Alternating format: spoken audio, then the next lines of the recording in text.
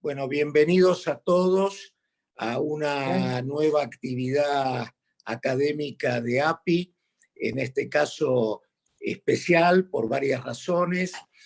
La primera es porque es la última actividad científica del año que vamos a desarrollar, y la segunda y tal vez más importante, que es la sesión inaugural de la Comisión de Bioética de nuestra asociación, que, bueno, estuvo trabajando hace varios meses en la conformación de su estructura interna, convocada por la doctora Miriam Dahan y todos los integrantes que ella ahora nos va a presentar y nos va a contar, pero que, bueno, realmente es una satisfacción para API contar con una comisión sobre esta temática, una temática insoslayable para todos los que trabajamos con pacientes en esta época, y sobre todo, bueno, en nuestra especialidad con mucho camino para recorrer, ¿no? Y para aprender. Así que, bueno, no quiero entretenerlos más. Estoy seguro que va a ser de excelencia esta charla y que nos va a dar muchas satisfacciones la comisión, y además, bueno, es una de las concreciones más importantes de la asociación de estos últimos años, que es la creación de comisiones para trabajar temáticas bueno, hay varias inauguradas y los invitamos a formar parte o participar en las actividades, y hay varias en proyecto para desarrollar el año próximo. Así que, bueno, los voy a dejar con la doctora Miriam Dahan, que será la coordinadora de la comisión y la coordinadora de la actividad. Así que, Miriam, adelante, todo tuyo. Bueno, Pedro, muchas gracias. Por un lado, bueno, buenas tardes a algunos, buenas noches para otros. En principio, en nombre de toda la comisión, queremos agradecer al presidente de API, que acaba de hablar, al doctor Pedro Kestelman, por el apoyo y la confianza en la concreción de esta comisión. También tuvimos el impulso del coordinador de comisiones, del doctor Darío Sanguineto, que nos apoyó y nos impulsó. Así que, en principio, gracias en nombre de todos. Yo voy a comentarles los integrantes actuales de la comisión, que gracias, bueno, a las cuestiones virtuales, estamos en Argentina, en diferentes lugares, y también tenemos uno de los integrantes que vive en Estados Unidos, transitoriamente está en este momento en Argentina, pero habitualmente en Estados Unidos. Los integrantes actuales, la mayoría somos psiquiatras infantos juveniles, algunos con la especialidad de psiquiatría de adultos. Los voy a mencionar: la doctora María Rosa Laperquia, la doctora Zunilda Robatino, el doctor Daniel Kestelman, que además es el secretario de actas, y la doctora Claudia Terpay.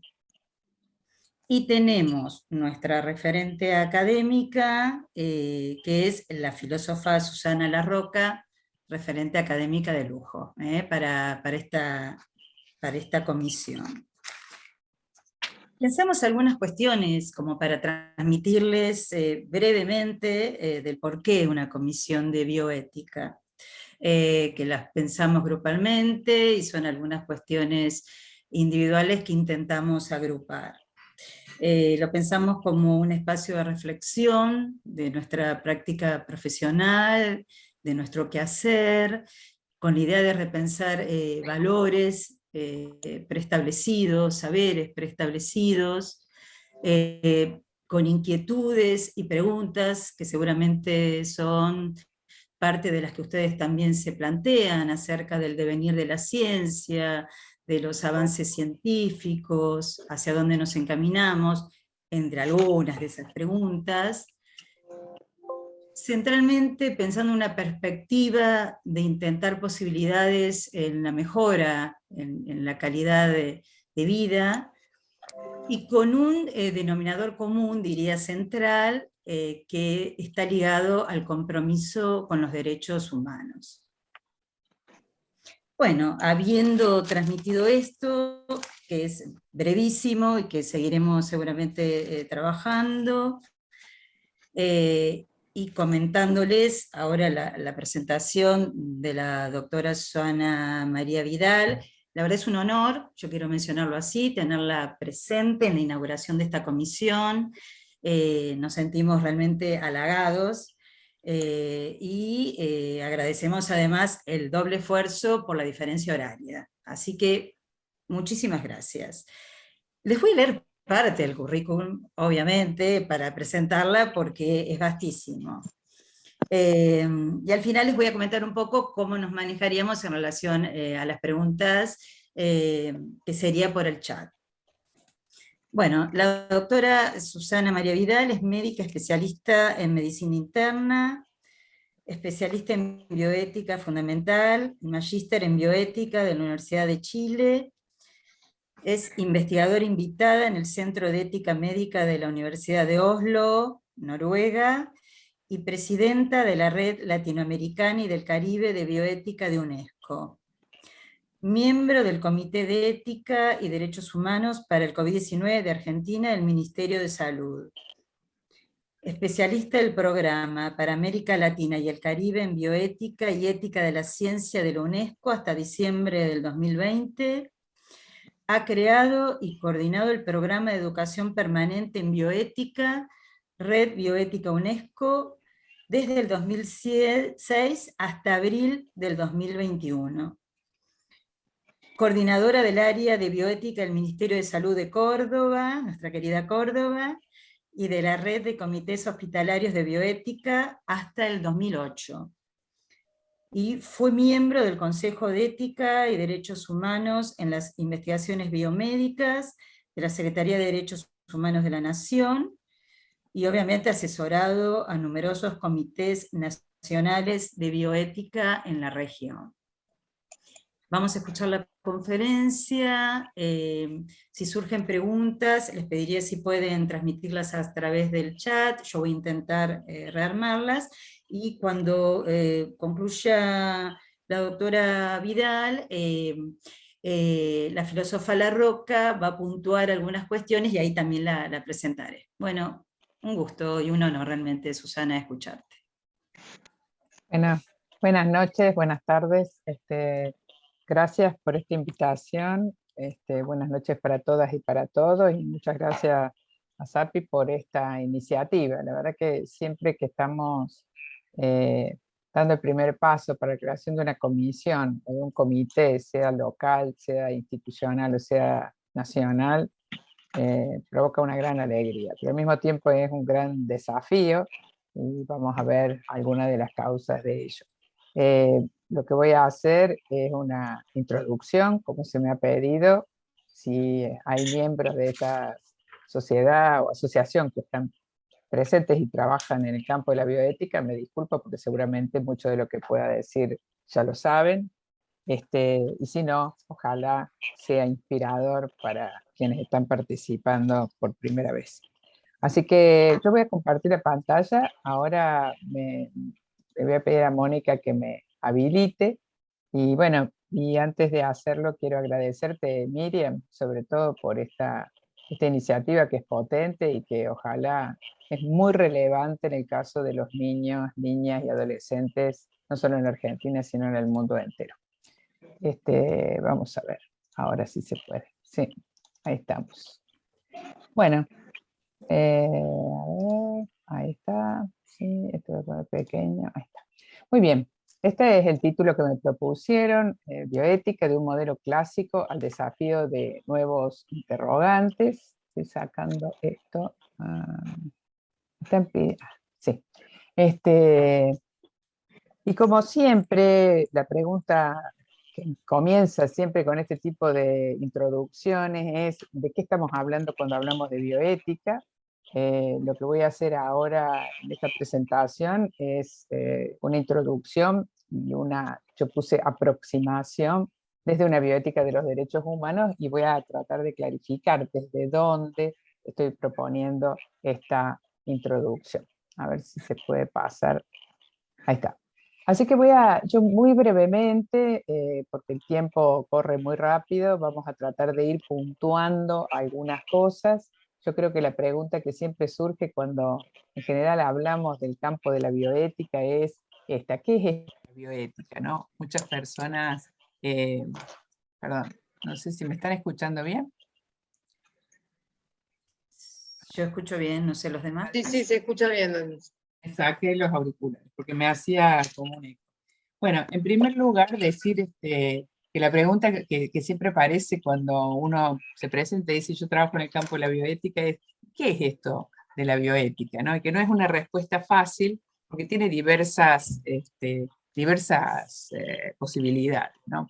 Y yo he tratado de presentarla desde 3 líneas de desarrollo.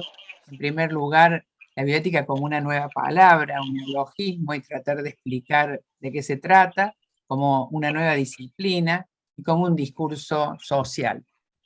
Y al hablar de la bioética como una nueva palabra no es un análisis de la palabra en sí, sino que precisamente esto ha ocupado la bibliografía internacional en una discusión sobre cuál es el significado de esta palabra y quién la propuso por primera vez. Y lo importante de ello, de decir quién la propuso por primera vez, no tiene que ver con una cuestión historicista, sino fundamentalmente con qué propusieron al proponer la palabra.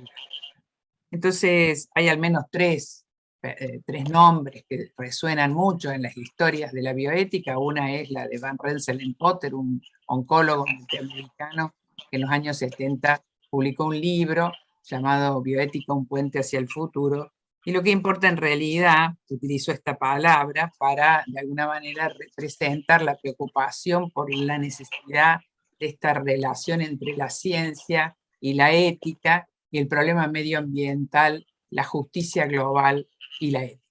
Esto era importante, como vamos a ver, porque hubo otro autor que también se atribuye haber hablado por primera vez de bioética, que es Daniel Callahan, el creador del Hastings Center, pero él lo hizo desde un enfoque claramente más biomédico, es decir, como una suerte de transformación, la bioética como una representación o transformación de la ética médica tradicional. Y hay unos escritos, muchos en los últimos años, 10 años, diría 15, que atribuyen la primera vez que alguien pronunció la palabra bioética, lo propuso a un teólogo protestante alemán, allá por los años 20, a fines de los años 20, y que entendió a la bioética precisamente como esta propuesta fuerte de entender una ética de la vida, pero no de la vida humana, sino de la vida en todas sus representaciones. Como ven, entonces dependiendo quién la dijo, el sentido del término va cambiando. Pero lo que me gustaría dejarles planteado, porque cada una de estas corrientes o perspectivas es amplia, es pensar que esta palabra bioética está compuesta por 2 términos, y estos 2 términos tienen en sí una connotación en esta época en la que es planteada y en esta época en la que vivimos. En primer lugar, el bios de la bioética se refiere a la vida en general, es vida integral, no está hablando solo de la vida biológica, sino de la vida en todos sus sentidos, no solo humana, sino la vida, como decimos, en general,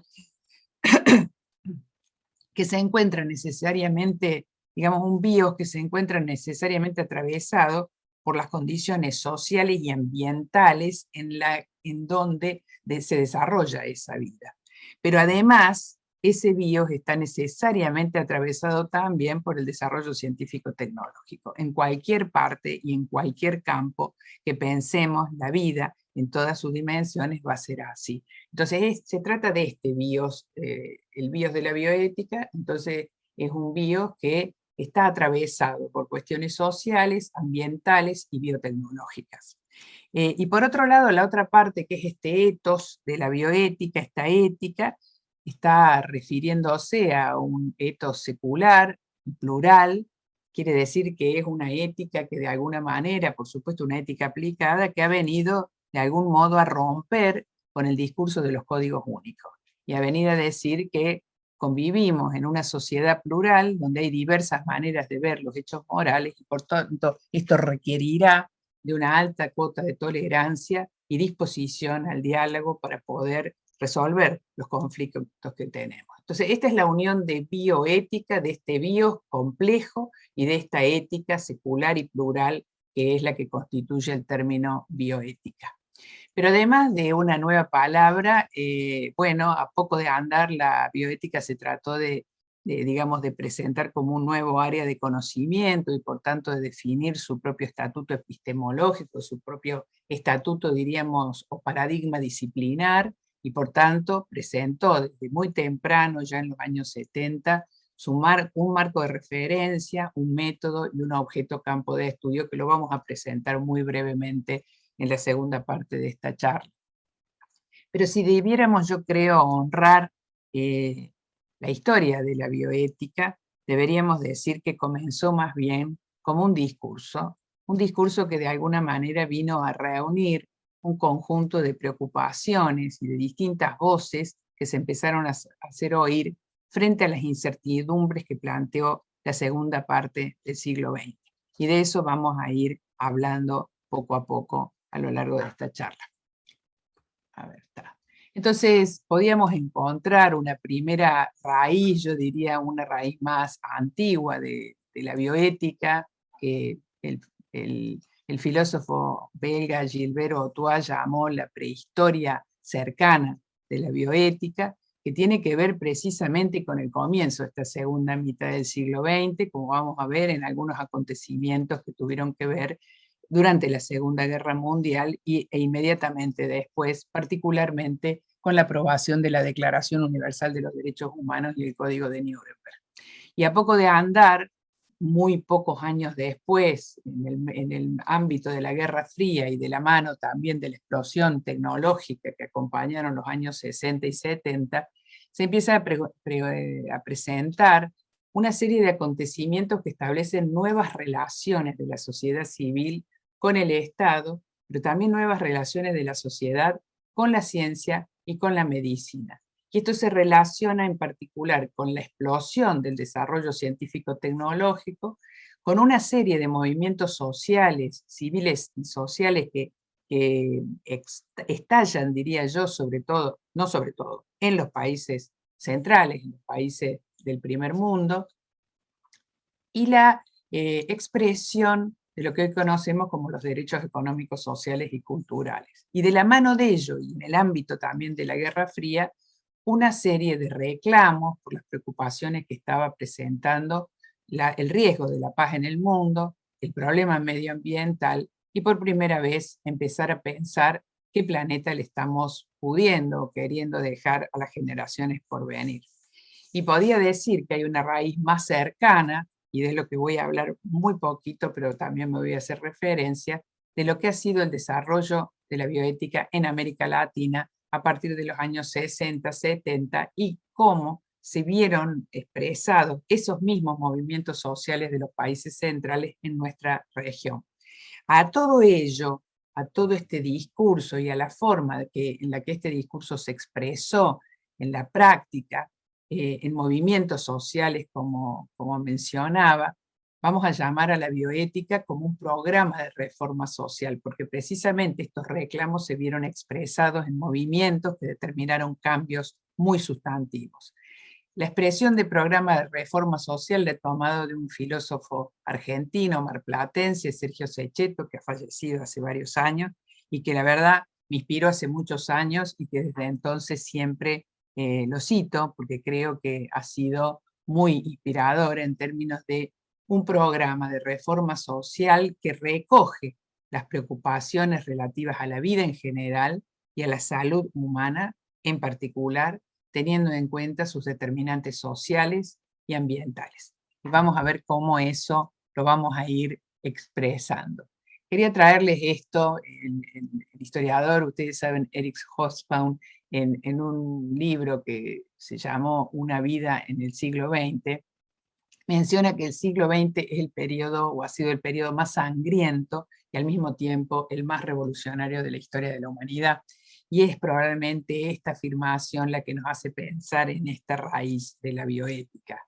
En primer lugar, la Segunda Guerra Mundial y particularmente dentro de ello el Holocausto, y lo que después, decíamos recién, se generó, que es este intento de construir un pacto pacificador luego del horror de la guerra, promoviendo un consenso moral universal, que es lo que es en realidad la Declaración Universal de los Derechos Humanos. Y cada vez lo recordamos porque ese consenso moral universal hoy tiene más vigencia que nunca.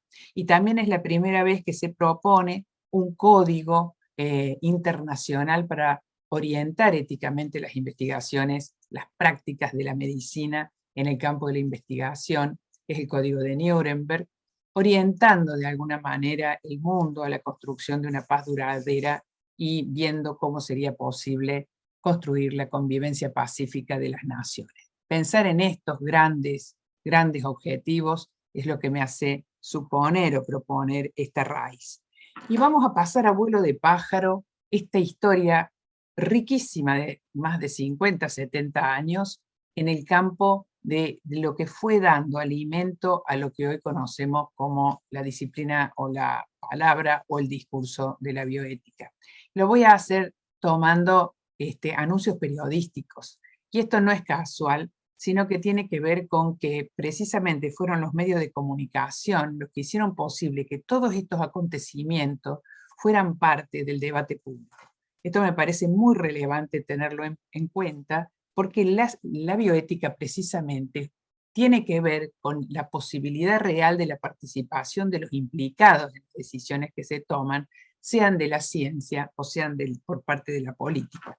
Y en ese sentido, los medios de comunicación jugaron un rol fundamental. Bueno, esto que como todos ustedes saben fueron uno de los grandes disparadores, la caída de las bombas de Hiroshima y Nagasaki, plantearon por primera vez un debate que 200 años antes no se había planteado nunca, este debate sobre la noción de neutralidad moral de la ciencia y la responsabilidad que habrían tenido los científicos del Proyecto Manhattan que participaron en el desarrollo de este arma nuclear.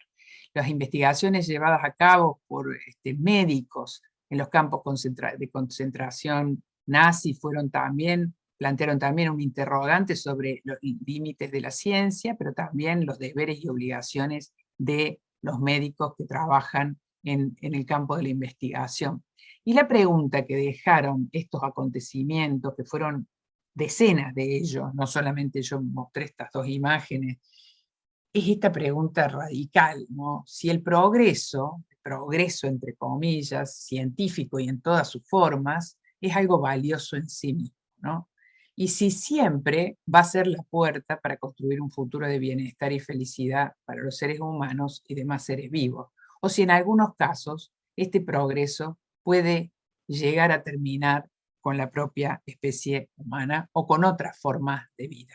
Y me parece que es el interrogante que va dando forma a este discurso de la bioética. Y vamos a ir viendo qué tipo de eventos en el campo científico particularmente fueron llegando al campo de la sociedad civil y por supuesto al ámbito de las decisiones políticas y legales de los países para saber cómo había que orientar lo que se podía y lo que no se podía hacer. Por supuesto, el desarrollo de la genética fue uno de los grandes temas que todavía hoy, yo no voy a enumerar todo lo que pasó desde el descubrimiento de la doble hélice, pero fue esta pregunta sobre si la ciencia puede, en algún sentido, interferir en esto que considerábamos la esencia de la naturaleza humana.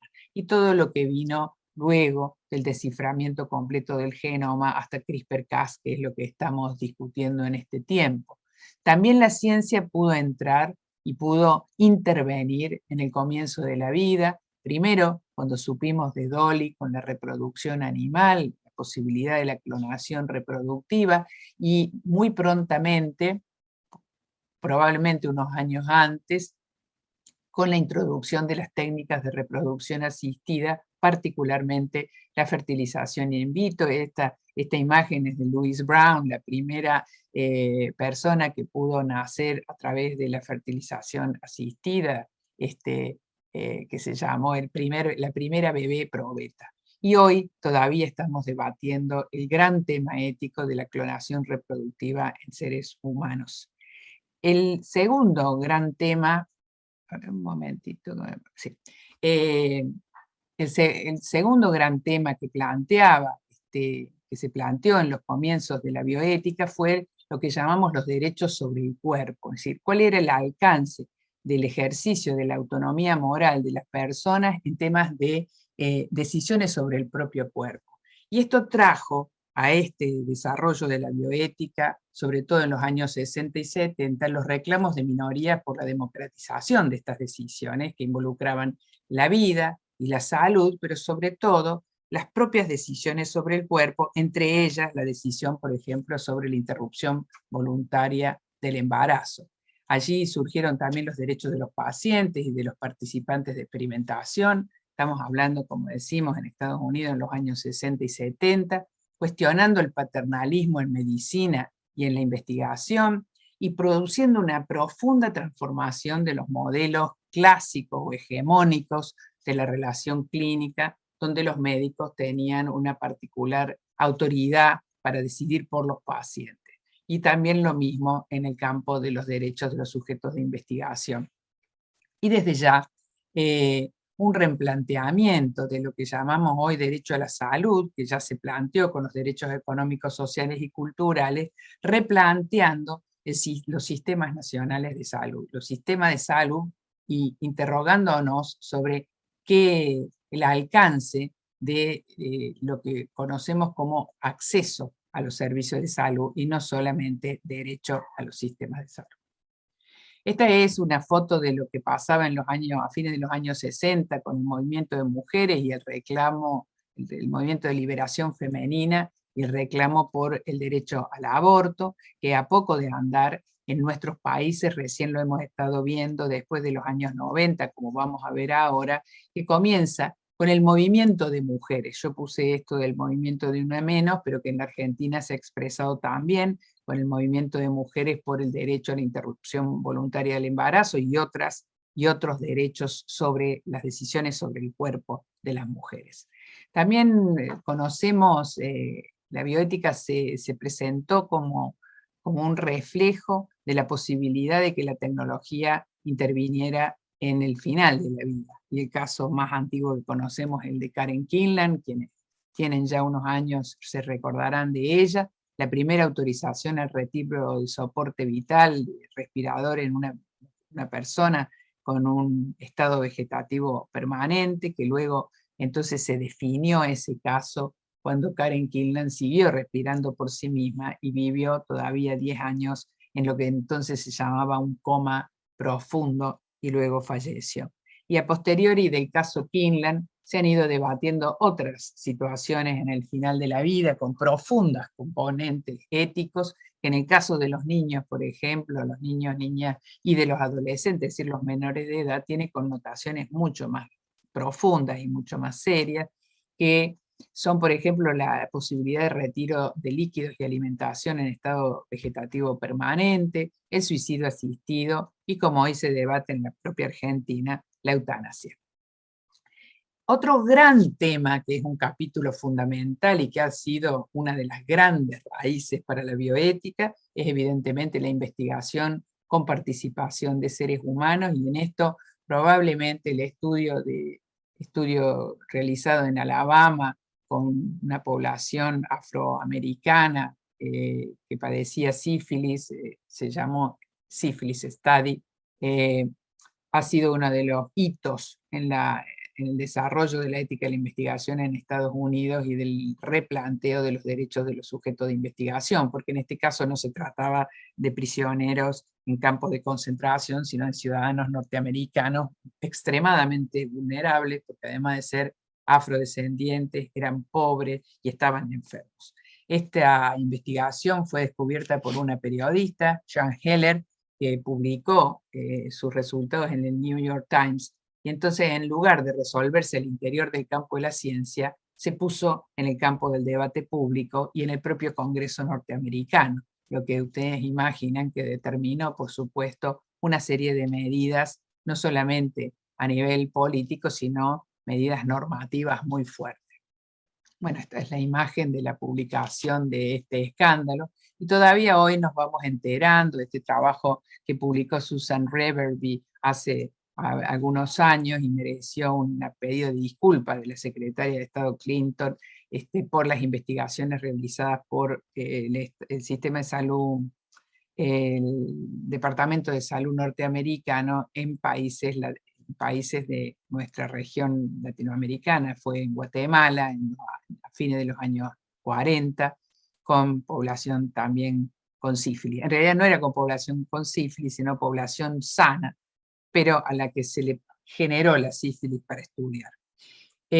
Bueno, la crisis medioambiental solo la pongo como un dato, todos conocemos, su expresión máxima es el cambio climático, y hoy probablemente es uno de los temas éticos globales más centrales, conjuntamente con el riesgo de los accidentes nucleares, como fue el caso en el año 86 de Chernobyl y hace muy poco en Fukushima, y que todavía el reactor está encendido, pero sabemos muy poco porque no se ha publicado qué sucedió después, ni con la radiación, ni con lo que está pasando en el día de hoy. El otro tema, y yo creo que el tema global más grave que nos afecta en el mundo, es el problema de la desigualdad global, y hoy sabemos que esa desigualdad está impactando en la manera en la que miles de personas tratan de desplazarse de los lugares donde mueren por enfermedad y por deprivaciones, y trata de salvarse acudiendo a otros lugares, determinando estas migraciones tremendas, que son un problema ético global, no solo de justicia, sino sanitario fundamental. Muy bien, un poco esto ha mostrado en imágenes los reclamos. Decíamos que es una cantidad de voces que están planteando una serie de incertidumbres que ha traído el siglo XX, la segunda mitad del siglo XX y hasta hoy, hasta estos primeros 20 años del siglo XXI. En América Latina los reclamos de la tecnología no son los mismos, porque nuestros países son sobre todo productores de materia prima, y en realidad la pregunta ética fundamental es sobre cómo accedemos o cómo se distribuyen las novedades tecnológicas. Y lo mismo ha ocurrido con los derechos de los pacientes, que han llegado mucho más tarde en relación al proceso de dictaduras militares que pospusieron el pleno ejercicio de los derechos humanos en casi 30 años. Con ello, recién a partir del advenimiento de las democracias, en los años 90, podemos decir, se empezó a producir un verdadero ejercicio y aprehensión de los derechos, y por tanto una expresión de los derechos también de los grupos, de las minorías, de los grupos particulares y también de los pacientes. Otro tanto ocurre con la asistencia sanitaria. América Latina lo mostró descarnadamente la pandemia, tiene grandes capas de población sin acceso a la asistencia de la salud y a medicamentos esenciales, y el problema del derecho a la salud es central, y ni hablar de la justicia global, siendo la región más desigual del planeta.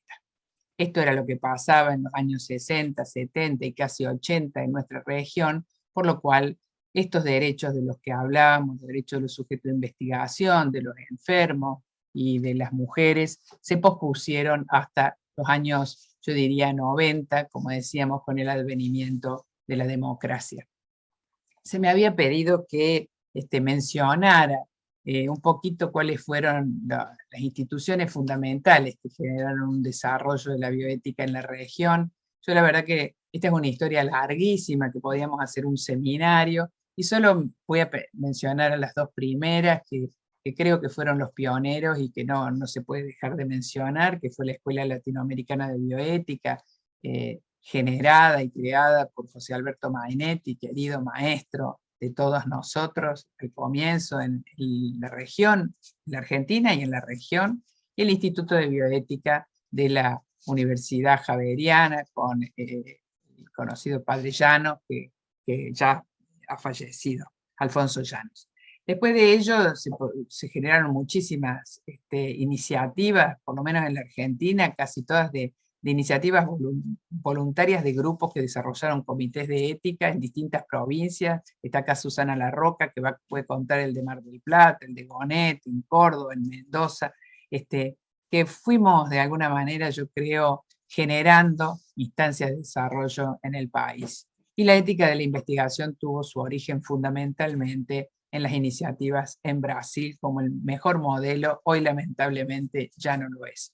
Y hubo otras instituciones como fue la Organización Panamericana de la Salud al comienzo, con el Programa Regional de Bioética que lideró Julio Montt, en algún sentido mismo primer maestro, en la Universidad de Chile, FELAIBE, que fue en su momento una organización relevante, me parece que ahora lo es menos, y la Red Bioética UNESCO, que se creó en el año 2003 y donde trabajamos muchísimo, casi 100 referentes de la bioética de toda la región latinoamericana y caribeña.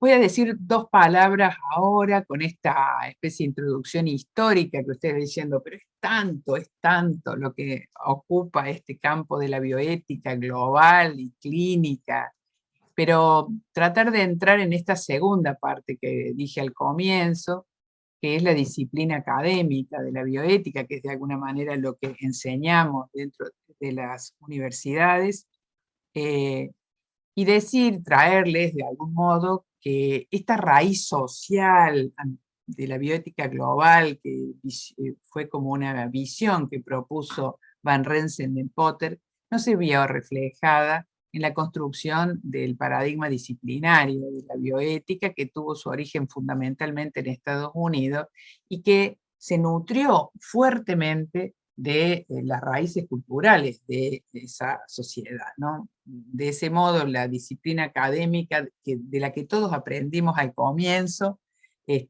tomó como marco de referencia el modelo contractualista liberal norteamericano, con una impronta muy fuerte autonomista e individualista, con un modelo pragmático en los métodos de toma de decisión, y que se vio circunscrita fuertemente al campo biomédico y biotecnológico, dejando de lado todos estos temas de los que hablamos sociales y ambientales.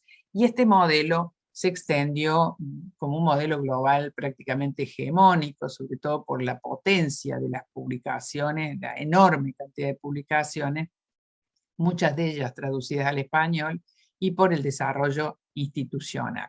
Con ello yo quería dejarles este planteo de que existen como dos modelos dentro de la bioética, y yo quiero ser honesta en ello,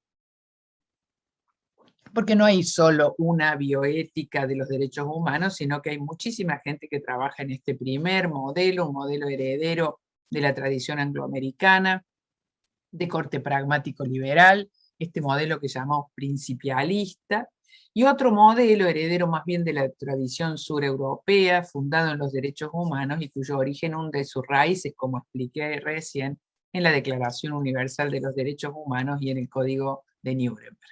Entonces, el paradigma disciplinario de esta bioética, de este segundo modelo del que hablo, requirió de alguna manera modelar una nueva episteme.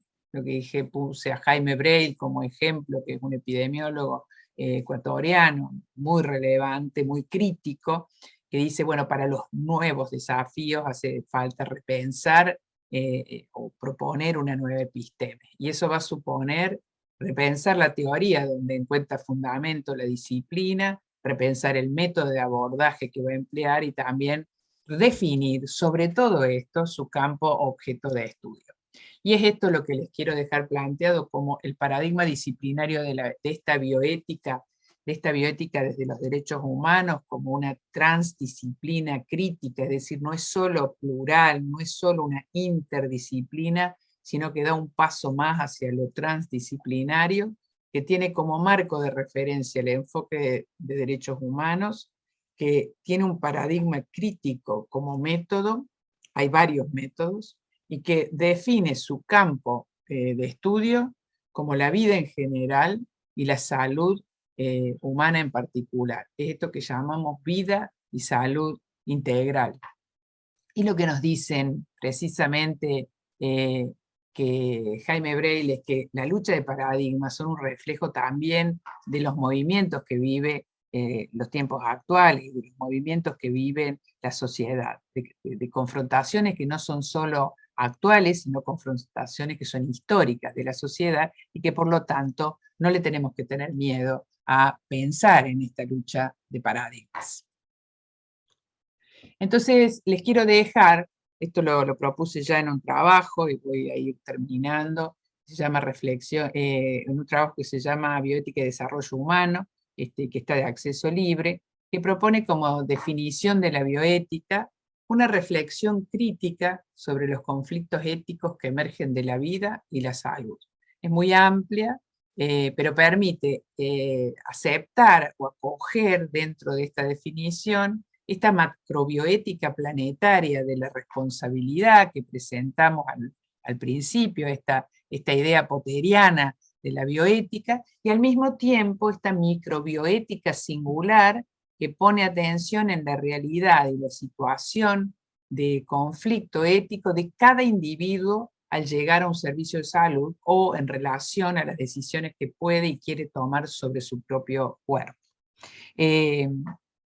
Esta definición requiere algunas especificaciones, es decir, que hablamos de una reflexión crítica capaz de incluir la complejidad y las relaciones entre las categorías del saber y el poder, que debe tener en cuenta las dos dimensiones de la ética aplicada, que son la racionalidad teórica, pero también la razonabilidad práctica, que el concepto de vida, como dijimos, alude a vida integral, que se refiere a salud como bienestar, es decir, salud integral, y que es una reflexión-acción. No es solo reflexión, porque si no, no podríamos intervenir, porque esta es una bioética para transformar la sociedad y la intervención es para el cambio. Por eso es un programa de reforma social.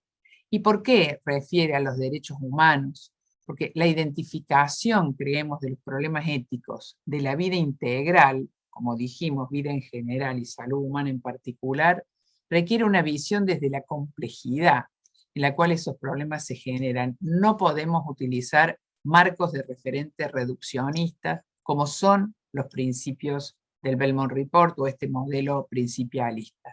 Entonces requiere una visión de los determinantes sociales y económicos de estos conflictos éticos, de los valores que se expresan o encubren en cada cultura, del marco de normatividad y de legitimidad de los saberes que utilizamos, de lo que puede y debe hacerse y decirse en cada momento histórico y social particular y político, y sobre las relaciones sociales, culturales, económicas y de poder que atraviesan, y desde ya que muchas veces perpetúan los problemas éticos de la vida integral, no solo en las comunidades, sino a nivel global. Así que con esto voy a cerrar. Quiero mostrarles como titulares, porque al final me propusieron decir, ¿y cuáles serían los grandes desafíos de una bioética de los derechos humanos? Es no solamente pensar en las formas del nacer, del vivir y del morir que presentamos en esa historia de las intervenciones tecnológicas, sino de qué interrogantes nos plantea el nacer, el vivir y el morir en nuestra América Latina empobrecida e injusta, como por ejemplo los derechos de los niños en el campo de los niños, niñas y adolescentes en el campo de la salud, el derecho no solo a tomar decisiones, sino en primer lugar el derecho al acceso a los servicios de salud de calidad. Pero por ejemplo, entre tantos otros temas, el embarazo adolescente, el aborto inseguro, y no voy a mencionar a todos, pero la violencia y el maltrato infantil es un tema ético sustantivo. El morir en América Latina es que entender que el hecho de morir con dignidad no se reduce al testamento vital o al retiro de soporte vital, sino que se refiere fundamentalmente a que las personas puedan morir con sus necesidades básicas satisfechas. Y bueno, y la ética de la atención de la salud la ha puesto como nunca de manifiesto la pandemia, y también no voy a detenerme en eso porque sería otra charla completa, todos los temas relativos a los derechos de los pacientes, empezando siempre con el derecho a la salud, pero el consentimiento informado, el derecho de los niños, decíamos, al cuidado de su salud, el respeto de sus decisiones, sobre su cuerpo y su salud, a la privacidad, a la confidencialidad, de tantísimos temas en los cuales la salud mental es siempre llamada a ser consultora para dar una respuesta a muchas de estas cuestiones. Y en el vivir, entender los aspectos que tienen que ver con lo social, con lo medioambiental y con la investigación en seres humanos, para entender entonces esta gran complejidad de qué es la bioética. Querer terminar mi presentación diciendo que yo creo que hay que trascender esta discusión sobre qué es la bioética como una palabra, como la disciplina, sino que montarnos más bien sobre esta idea de la bioética como un discurso social que apunta fuertemente a un programa de transformación social, porque no sirve de mucho que solo nos quedemos reflexionando sobre los problemas éticos y que organicemos escenarios hipotéticos de solución de ellos, si no intervenimos en algo o en algún modo en los reales problemas que tienen las personas para poder hacer que sus decisiones sean, bueno, más allegadas a la satisfacción de sus derechos. Muchas gracias por su tiempo. Bueno, enormes gracias son las nuestras, realmente con tantos planteos y abriendo, ¿no?, esta cuestión de bioética no solo como palabra, discurso y una transformación social posible. Ahora entonces voy a presentar a la filósofa Larroca, quien va a puntuar algunas cuestiones sobre esta excelente conferencia, que nos va a dejar muchísimo para pensar y para plantearnos objetivos de trabajo. También achiqué un poco las presentaciones, tienen currículums muy vastos. Es profesora en filosofía, especialista en bioética, magíster en epistemología y metodología de la ciencia. Ha sido profesora titular en la Universidad Nacional de Mar del Plata de Epistemología General en la Facultad de Psicología y de Bioética 1 y 2, en la Facultad de Ciencias de la Salud y Servicio Social también de la Universidad Nacional de Mar del Plata. Profesora adjunta en Ética y Deontología Profesional en la Facultad de Ciencias de la Salud y Servicio Social también de Mar del Plata. Coordinadora del Programa Temático Interdisciplinario de Bioética de la Universidad Nacional de Mar del Plata desde 2012, miembro titular del Comité de Ética de la Provincia de Buenos Aires y del Comité Nacional del Ministerio de Salud de la Nación en relación a COVID-19, miembro del Comité de Ética del Hospital Privado de Comunidad de Mar del Plata, de la Red Bioética del Sur de la Provincia de Buenos Aires, y miembro del capítulo argentino de bioética, entre otras cuestiones. Susana Larroca, te escuchamos. Hola, ¿me escuchan? ¿Me escuchan? Sí, ¿Sí? perfecto. Bueno, porque he tenido algunos inconvenientes técnicos, así que por eso pregunto. Bueno, yo voy a ser muy breve, porque realmente decir algo después de Susana Vidal es problemático. Hemos transitado un largo camino juntas y ella ha sabido puntear esta transformación de la bioética desde un modelo clásico a un modelo anclado en los derechos humanos de manera precisa, clara y contundente. Yo voy a despuntar el vicio porque como vengo de la filosofía y vengo de la epistemología, voy a decir algunas cosas en relación a este surgimiento epistémico que Susana mencionó como una necesidad y como un evento que posibilitó realmente el advenimiento de la bioética, entre otras cosas.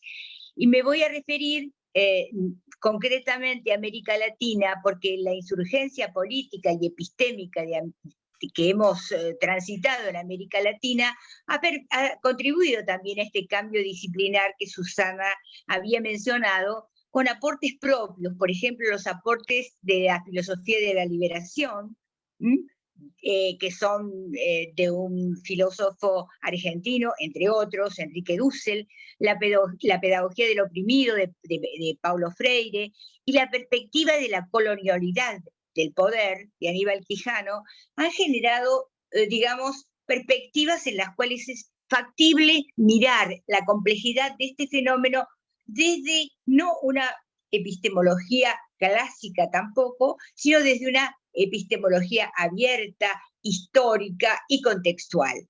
¿Cuáles son esos cambios, esos marcos epistémicos que podemos pensar que propiciaron el advenimiento de la bioética?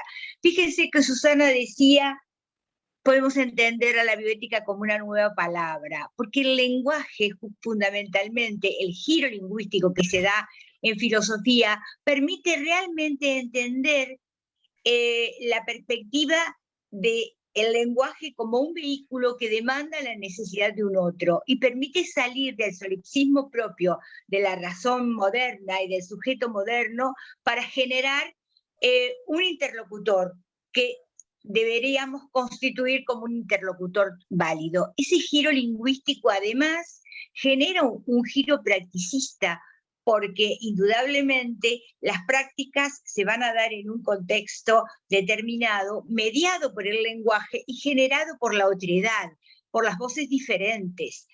Y este giro practicista debemos enclavarlo en América Latina en lo que llamamos el giro decolonial.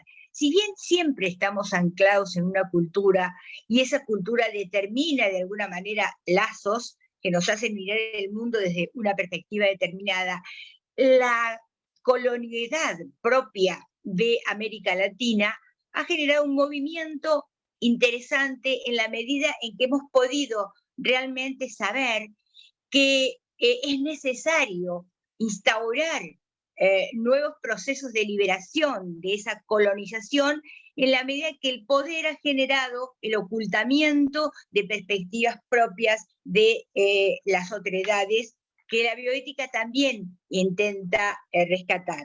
Por eso es que en realidad esta práctica que se genera a partir de estos cambios epistémicos hace que realmente las voces deban estar dialogando y generando esto que también decía Susana, no simplemente la conexión entre distintas perspectivas, sino la superación de esas perspectivas a través de una disciplina, a través de una nueva disciplina que es transdisciplinar. Por eso es que estas prácticas hacen jugar de pronto una relación diferente entre los sujetos y entre los objetos, y hacen jugar de una manera dinámica también la relación entre los valores y las representaciones. Estos nuevos cambios epistémicos propios de los elementos que he venido citando, obligaron de pronto a la ciencia a preguntarse sobre esa bandera que eximió durante mucho tiempo de neutralidad valorativa. Y la ciencia tuvo que admitir que en el seno mismo de la producción del saber existen los valores y que los valores hay que visibilizarlos, porque igual existen, aunque digamos que la ciencia es neutral. Y también, de alguna manera, obligó a la bioética a salir de este modelo clásico de cierta cuestión deductivista y racionalista para demandarle una participación mucho más directa. Susana lo decía también, no es cuestión de reunirnos y de teorizar simplemente, sino de transformar. La idea de transformar el mundo y transformarlo en múltiples dimensiones. Por eso la bioética, nosotros solemos llamarla aquí en Mar del Plata, bioética en expansión, no se queda exclusivamente en la relación médico-paciente, no se queda exclusivamente en determinadas cuestiones de casuística, sino que prácticamente viene a sustituir a la ética. En realidad es la ética del siglo XXI o ya la bioética. Tenemos que entender que toda intervención que le solicitamos a la bioética debe ocurrir siempre dentro de un diálogo con las personas y con las instituciones, sean ellas destinatarias o propositivas de la acción. Por lo tanto, nunca tomamos la intervención como algo a imponer, sino algo a través del dialogar. Nosotros decimos a veces que este cambio epistémico y este cambio de modelo paradigmático implica, en primer lugar, el paso del yo al nosotros. Es decir, dejamos una ética solipsista para pasar a una ética comunicativa, donde la palabra irrumpe en las perspectivas diferentes. Y en ese sentido, este paso del yo a nosotros hace que la razón se haga comunicativa.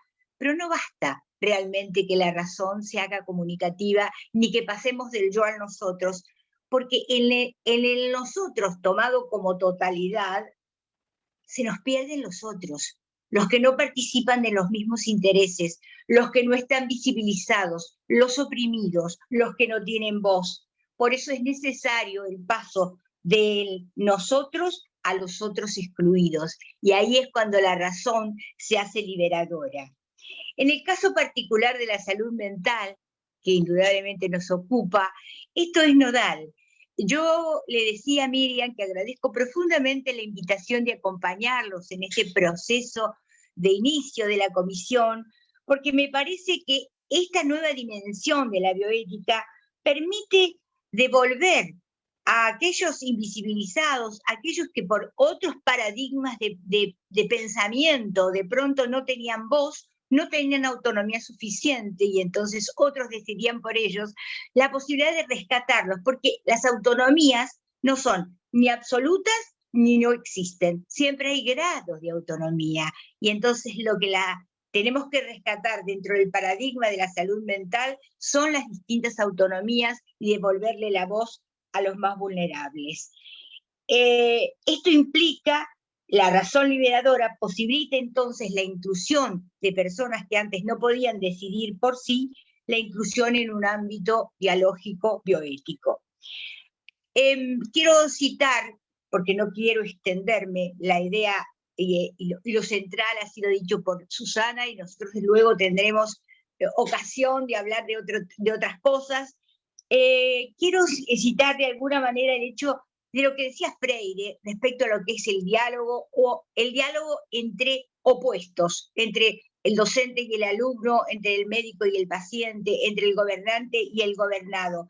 La idea no es cambiar los pares, la idea, porque el poder circula, decía Foucault, la idea no es realmente cambiarse de lugar, sino permitir, no es que cada uno tenga un lugar determinado donde pueda ejercer su autonomía. Porque, y cito exclusivamente a Levinas, porque lo dice tan bello que yo no lo podría repetir, dice, ninguno de los dos en los pares de opresor, oprimido, o gobernante, gobernado, o paciente, médico, dice, ninguno de los dos, lo mismo y lo otro, es reductible a la contraparte, pues eso implicaría una violación recíproca. Es decir, si el otro es reducido a lo mismo, no solo el otro es violentado, sino que además lo mismo se violenta a sí mismo en su identidad. Y fíjense realmente en el caso de un efector de salud de cualquier índole y de salud mental específicamente. Si violentamos al otro, no solo es el otro el que está violentado, sino el mismo profesional que desvirtúa realmente el sino de su vocación, que es restaurar, acompañar, sanar aquello que realmente produce sufrimiento psíquico. Por eso celebramos esta iniciativa que crea una comisión de ética y bioética en el seno de la API, y esperamos que su advenimiento sea productivo. No tengo muchas más cosas para decir, y la culpa puede ser que sea mía, pero más es de Susana Vidal, que lo dijo todo. Así que realmente quiero celebrar este acontecimiento y bueno, y dejar que fluya lo que tiene que fluir a través de algunas sugerencias, de alguna pregunta o de alguna idea que podamos generar ahora. Bueno, muchísimas gracias también, Susana Larroca, insisto, nuestra referente teórica, y gracias, volvemos al puente de Susana Vidal, así que has quedado como marco aquí central en esta inauguración. Bueno, hasta aquí todos mensajes de excelencia en relación a las presentaciones. No sé si alguien quiere hacer algún comentario, alguna pregunta, además de los agradecimientos que hasta aquí están expuestos.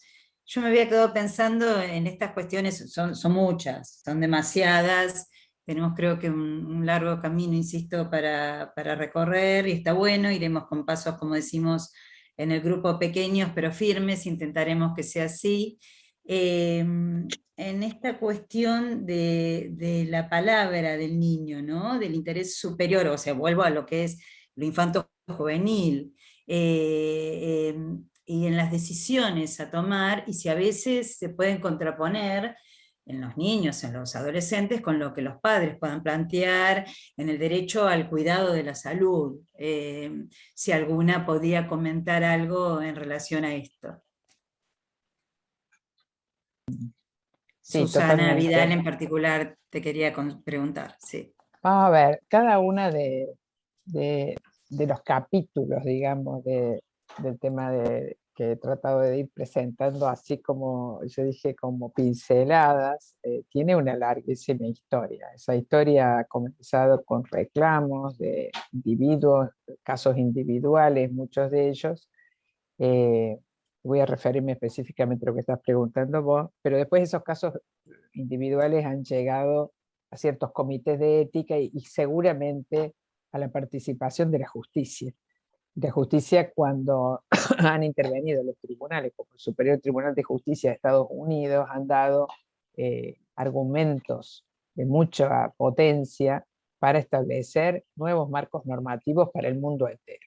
Entonces, en este sentido, las decisiones, el derecho de los niños a participar en las decisiones que implica su salud, ha sido un campo enorme que ha tenido un desarrollo muy poderoso después de los años 80, sobre todo en Estados Unidos, particularmente de los adolescentes, porque hasta entonces los menores de 18 años no podían tomar ninguna decisión sobre, por ejemplo, interrupción de tratamientos. Pero también, y progresivamente, y hay jurisprudencia en la Argentina, se ha ido dando estas categorías legales del menor adulto, de que ustedes manejan muy bien, de cuándo puede un niño pasar a ser un niño emancipado o un menor adulto, un menor mayor se llama. Se han establecido categorías que están regidas legalmente, pero en verdad deberían estar determinadas por una evaluación de lo que llamamos competencia bioética, competencia para tomar decisiones, y que la define el área de salud mental. La define generalmente los psicólogos o psiquiatras, que pueden decir, este niño está en condiciones de, al menos de asentir o de tomar una decisión, o no está en condiciones de hacerlo, por las razones que sea, que es un tema complejo. La segunda línea muy importante de desarrollo, que ya comenzó en los años 60 con el caso Baby Doe en Estados Unidos y Baby Jane Doe, que es cuál es el alcance que tienen las decisiones de los padres cuando estas decisiones pueden ser perjudiciales para los niños. Entonces se relacionó sobre todo a negativas, a tratamientos eficaces, a todo lo contrario, digamos, no a que los padres quieren hacer más y más y los niños no quieren, sino cuando los padres deciden, por ejemplo, el caso Baby Doe, un niño con síndrome de Down, que tenía una patología irreversible, una atresia esofágica, y deciden decir, no queremos intervenir quirúrgicamente, déjelo, deje un recién nacido. Y es la justicia la que interviene, diciendo el alcance de los padres, de las decisiones paternas, no pueden ir por encima del interés superior del niño. Y es en ese momento como cuando en un hospital ustedes ven un niño que es producto de maltrato. Y dice, el médico o la médica tiene el derecho de llamar al juez y decir, en este caso, la intervención judicial es necesaria porque se está de alguna manera sobrepasando el derecho de los padres. Y hay legislación sobre ello, hay jurisprudencia, pero siguen siendo un campo muy fuerte de debate ético, que en general llega a los comités o a las comisiones como ustedes, interdisciplinarias, que tienen que asesorar sobre cómo tomar decisiones más prudenciales, porque no todos los casos son tan radicales como este que mencioné, sino que hay muchísimas zonas de extrema complejidad donde no se sabe bien cuál es el mayor interés del niño. Y ahí entra a tallar un problema. O sea, estamos estos dos campos, padres que no quieren intervenir y el derecho del niño a recibir un tratamiento, y padres que quieren intervenir demasiado y el derecho de los niños a decir, ya no más, no quiero esa intervención. Es muchísimo más, pero más o menos, no sé Está si fantástico. Susana Sí, quiera... Sí. yo quería comentar que realmente el nuevo Código Civil establece pautas claras, pero interpretables, al respecto de hasta dónde se puede decidir cuando un niño, por ejemplo, puede dar o no el consentimiento informado respecto para un estudio de investigación, para el hecho de una intervención, etcétera, etcétera. Y en ese caso, muchas veces se recurre a los profesionales de la salud mental para intentar dar cuenta de cuál es la capacidad, si realmente esa capacidad está dada. Y yo agregaría que un ingrediente interesante es cuando a veces el profesional de la salud mental tampoco puede dar cuenta exclusivamente de esta capacidad, muchas veces interviene el comité de ética, ¿sí? Y allí la mirada es interdisciplinar, entonces se ven algunas cosas relativas a la salud mental concretamente y otras cosas digamos, a la salud social o afectiva o de otra índole que pueda realmente dar cuenta si podemos entonces considerar esta autonomía progresiva. Pero esto es ya un fenómeno de inclusión, entre que el niño no puede decir nada y el padre decide por él, la posibilidad de que los niños paulatinamente puedan tener voz y expresar sus intereses, incluso poniendo límites a sus propios padres, es todo un avance que la bioética ha propuesto y que la sociedad debería tomar el guante y hacerlo, digamos, más cotidiano, porque las normas son orientativas, después cada caso es necesario interpretarlo. Buenísimo, muchas gracias. Acá tenemos un comentario del doctor Darío Sanguineto, a quien agradecimos también al principio por el impulso a la concreción de esta comisión, que es el coordinador de comisiones. Y él pone lo siguiente, muy bueno, pensaba en el contexto necesario para el despliegue de la diversidad de voces, no solo respecto del marco político y sociocultural, lo que hace inviable el desarrollo de esta disciplina en un sistema totalitario, sino de las condiciones institucionales para trabajar desde esta perspectiva. No es casual que API, institución que tiene una orientación democrática y participativa, aloje esta iniciativa. Felicitaciones. Bueno, muchísimas gracias, doctor Sanguineto. Acordamos con el doctor Sanguineto, realmente. Sí, ha sido también todo un impulsor. Y acá hay una pregunta, trato de seguir más o menos por orden, si alguno me lo ha pasado, por favor me lo advierten. Acá el doctor Daniel Kestelman plantea lo siguiente, ¿puede hablarse de una respuesta correcta a un problema ético? Bueno, a ver, no, como quieras. dale que te sigo, dale que te sigo. No, yo diría que no sería deseable hablar de lo correcto, porque si no volveríamos a lo que estábamos cuestionando desde el comienzo, que es la idea de las moralidades únicas. Es decir, si hubiera un concepto de lo correcto y de lo incorrecto, estaríamos hablando de nuevo del bien y del mal desde una perspectiva hegemónica. Y precisamente de lo que se trata es de venir a recoger esta diversidad, esta pluralidad de visiones morales y tratar de construir consensos o prudenciales. Me gustaría utilizar la palabra que no sea nunca, no usamos en general la palabra correcto, y si alguna vez se nos escapa es por sesgos del pasado. Decir más bien que lo que tratamos de apuntar a tomar decisiones prudenciales que traten de incluir la mayor cantidad de voces de los que van a estar afectados por esa decisión, los y las que van a estar afectados por esas decisiones. Así que en general no hablamos de correcto, sino de prudencial. No sé, Susi, lo que quieras Sí, agregar. sí. Además, en bioética es bastante común trabajar sobre dilemas, no sobre problemas. Los dilemas son enfrentamientos de valores y uno debe realmente elegir entre uno y otro. Cuando uno elige un valor, pierde el otro. Entonces siempre hay pérdida. Entonces la corrección nunca es el término que debemos utilizar para ponderar una buena decisión. Que siempre buena decisión es buena decisión en contexto. Y también es buena decisión para este caso. Nunca, por eso generalmente no estamos a favor de una casuística, nada más que de manera orientativa, simplemente, porque los casos son absolutamente singulares, complejos, y realmente no existe una receta para determinar la corrección del acto. Por eso la corrección del acto es dialógica, y también es dinámica, porque implica realmente pesar, sopesar y volver a pesar. Entonces, esto nos pone frente a la esencia de lo humano, que es la limitación, ¿no? Somos limitados, y también para eso, lo que no nos exime de intentar los mejores logros, sobre todo teniendo en cuenta los intereses de quienes están involucrados por la toma de decisiones.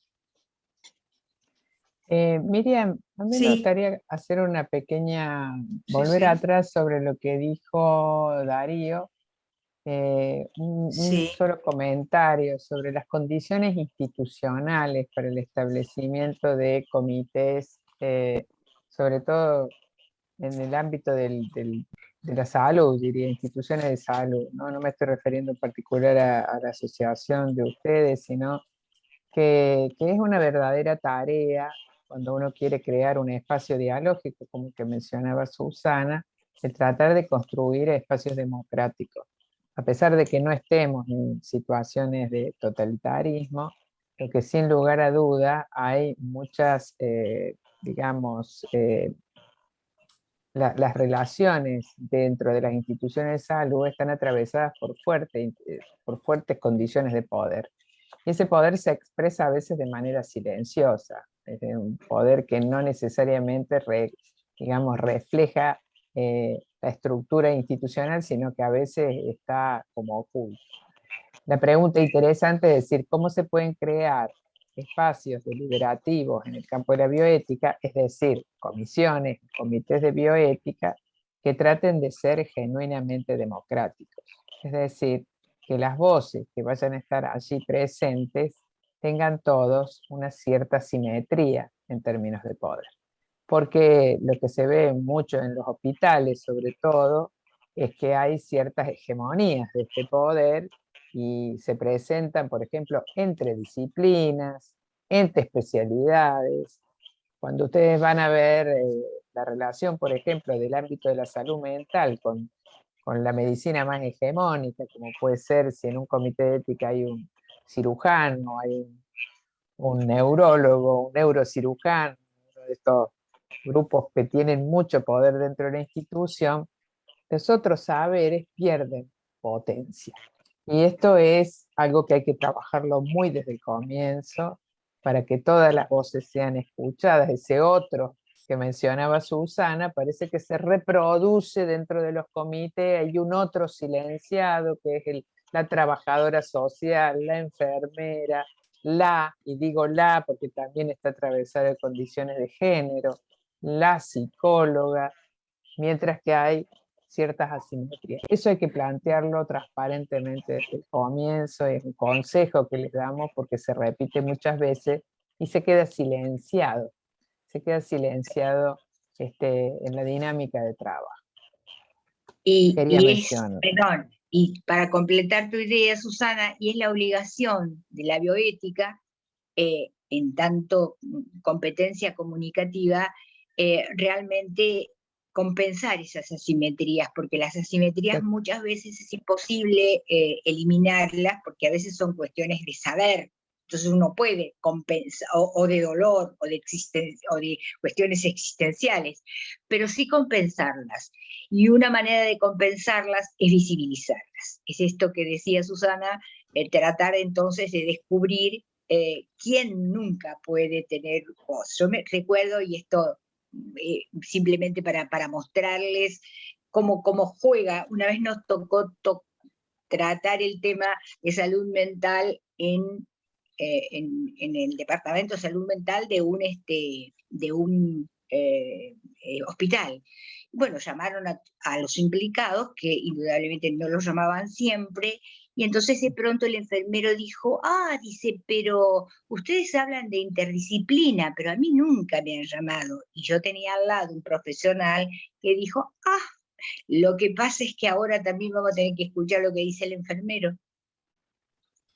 Esas cuestiones relativas a no considerar al otro como absolutamente digno en su decir, son maneras de obturar que el poder circule. Perfecto, sí, Darío Sanguineto, ¿querés hacer un comentario? ¿Podés abrir el audio? ¿Sí? Si querés, así te escuchamos. Hola, Perfecto. ¿qué tal? Perdón, ¿Qué tal? Hola. no sabía si se podía hacer algún comentario así. Sí, claro. Bueno, nada, reitero las felicitaciones, la actividad es de excelencia. Está muy bueno tener un espacio que nos permita abordar estas cuestiones. A mí me surgen innumerables preguntas, porque nosotros tenemos cuestiones que quiero articular con la realidad actual de lo que ocurre, por ejemplo, con los psiquiatras infantojuveniles.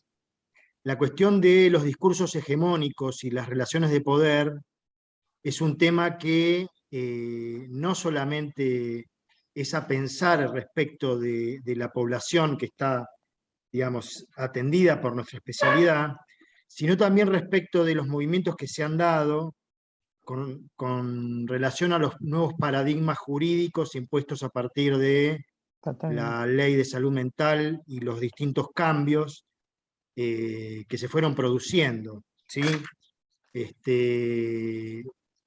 ¿Por qué puntualizaba esta cuestión de la necesidad de un espacio democrático y participativo en el que se pueda alojar la diversidad de voces? Es porque lo que se observa, o por lo menos lo que nosotros vamos viendo en la práctica cotidiana, es que si bien en algunos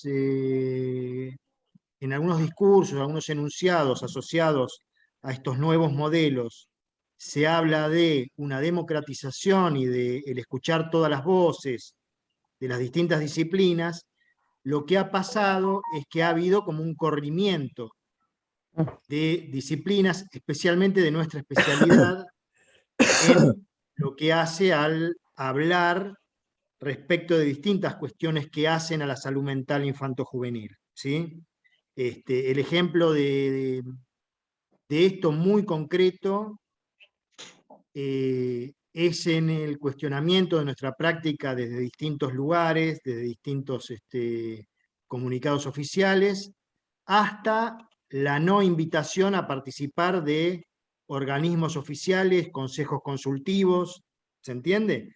Nosotros estamos trabajando desde nuestra asociación como para tratar de comunicar de que es necesario que se tenga presente nuestra especialidad, porque desde ya que tenemos una posición respecto de cómo nosotros hacemos la asistencia, pero donde lo que se observa es como no un cuestionamiento a la estructura hegemónica, sino al reemplazo de una hegemonía por otra. En cuanto incluso a modelos que intentan explicar las distintas problemáticas en salud mental, ¿no? Entonces, eso por un lado. Lo otro que pensaba era esto cuando hablaban de la autonomía progresiva en relación a los niños, y cómo en este modelo en el cual el paradigma de derechos es lo que predomina, siendo los padres, madres, o quienes estén, digamos, como adultos referentes, vienen a ser los representantes de algo, de lo que tiene que ver con los derechos de ese niño, y son los que predominantemente hablan por ese niño, esa niña o ese adolescente, ¿no? ¿Cómo se juega esto en la práctica cotidiana, los consentimientos informados, el plantear tratamientos que no están avalados mínimamente por la evidencia, ni siquiera por la práctica, como pueden ser algunas escuelas psicoanalíticas? Digo, porque el psicoanálisis, por ejemplo, tiene una historia de praxis y tiene, digamos, de hecho hay como una serie de intentos de poder darle como cierta evidencia a su práctica en muchos aspectos, tiene un desarrollo académico, pero por ejemplo, ¿cómo es cuando los padres deciden que ese niño que tiene una problemática determinada, ponerlo bajo tratamiento, bajo una terapia alternativa que no tiene sustento desde el punto de vista ni científico, ni práctico, ni de la praxis, ¿no? Nada, son cosas que dejo como Están muy buenas. inquietudes. No sé si quieren dar alguna Perdón, respuesta. El son comentario muchas está tal muy vez, bueno. pero Sí, pero API me ha dicho hay un tiempo, así que vamos a tener que ir redondeando. No, muy bueno todo tu comentario y esto habla de futuros encuentros productivos. No sé si Susana Vidal, querías comentar algo Bueno, y tendríamos que ir dando son el muchas, cierre. son muchas cosas. Yo solamente me parece que lo más importante, no podemos nosotros ver, digamos, cómo es la situación político-institucional de la psiquiatría infantil, porque eso es otro tema. Como el de la psiquiatría infantil, hay otras muchas disciplinas que también están padeciendo, son víctimas de esas hegemonías de poder de las que hablamos, y donde a veces vienen modelos que parecen refrescantes, pero como dijo, vienen a suplantar una hegemonía para imponer otra. A mí lo que me parece importante tener presente es que hablamos mucho de salud mental en el campo de la bioética desde hace muchos, muchos años, fundamentalmente porque es la salud mental la que nos abre a la identificación de esto que llamamos competencia bioética para tomar decisiones. Y esa competencia tiene que ser evaluada por ciertas características que son el resultado de una evaluación psicológica de las personas, no solo de los niños, de todas. Ahora, por ejemplo, los grandes debates relativos a los niños, yo creo que como ha sido UNICEF, que trabajó a nivel de toda la población infantil de la Argentina en relación a grandes temas como puede ser la pobreza o como puede ser la vacunación ahora, en un debate del que habrán escuchado mucho, si había que vacunar o no a los niños, lo que tiene que ser, para mí siempre es coherente. Coherente quiere decir en que nosotros no podemos tener una posición ética relativa a la defensa muy profunda en un sentido y estar contradiciéndonos en este. Y en el tema de los niños y de la autonomía progresiva, yo creo que un tema central es ver cómo se está promoviendo cada vez más el ejercicio de la autonomía de los niños, y eso viene de la mano también de la disminución de la edad de imputabilidad de los niños. Es decir, aunque parezca mentira, son dos afirmaciones que van de la mano. Si creemos que los niños tienen la capacidad para tomar decisiones sobre su cuerpo, su salud, a partir de los 10 años, eso trae de la mano también la afirmación de que esos mismos niños tienen la capacidad para tomar otro tipo de decisiones y por lo tanto pueden ser punibles. Y esto es muy peligroso. Es muy peligroso y hay que tener en cuenta este concepto de coherencia, porque cuando a mí me hablan mucho de este derecho a la autonomía de los niños, yo digo, los niños son grupo poblacional vulnerable, tiene que ser objeto de protección y de cuidado, e ir viendo qué parte de estas libertades son en su propio beneficio y no pueden ser nunca tomadas para su perjuicio, como podría ser la baja de la imputabilidad. Trato de poner estos dos extremos, es decir, decisión sobre el cuerpo, y por otro lado, esta posibilidad de decidir que se utilizaría para castigarlos. Esto sería la coherencia en la deliberación y en esto que hay que tener muy presente. Yo creo que tienen una enorme responsabilidad. Me encanta que la asuman y se la carguen sobre las espaldas, porque el debate, empecé hablando de esto, el debate sobre la salud y los derechos de los niños, niñas y adolescentes en la Argentina hoy es central. Y yo creo que ustedes pueden hacer mucho porque ese debate tenga una cuota de prudencia y que respete los valores que están por lo menos por detrás de los derechos humanos, que es de lo que hablaba. Así que gracias y espero haber podido yo contribuir en algo a clarificar estos puntos. Bueno, vamos a tener que ir cerrando, nos hemos extendido, pero creo que en este contexto y en esta presentación vale la pena. Nuevamente, muchísimas gracias, doctora Vidal, por estar en esta inauguración, por esta diferencia horaria, por este esfuerzo y por todo lo aportado. Bueno, y seguiremos de cerca con nuestra referente académica, la filósofa Susana Larroca. Muchas gracias a todos. Quiero que sepan que el espacio está abierto para la incorporación de nuevos integrantes de diferentes especialidades y ramas y disciplinas que quieran sumarse, así que bienvenidos. Aquellos que se sientan motivados, creemos que hay un trabajo realmente enorme por delante. Muchísimas gracias y tenemos que ir dando el cierre. Y hasta pronto. Hasta pronto, gracias. Adiós, adiós, muchas gracias. Muchísimas gracias realmente. Chao, hasta pronto.